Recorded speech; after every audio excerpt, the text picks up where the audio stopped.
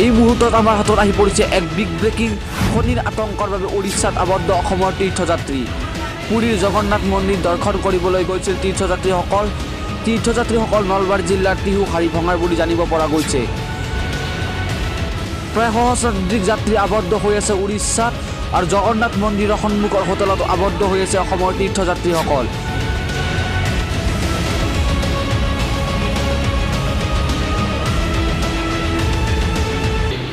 পুৰীত আমাৰ এই কমপ্লেক্সত বৰ্তমান 150-200 মানুহ আবদ্ধ হৈ আছোঁ।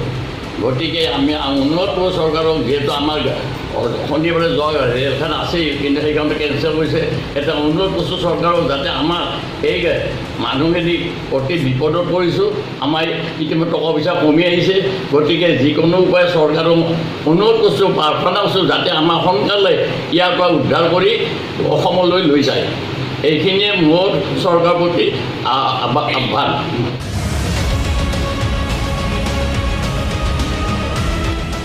ৰেল চলাচল বাতিল কৰাত হাহাকাৰ অৱস্থা তীৰ্থযাত্ৰীসকলৰ মাজত।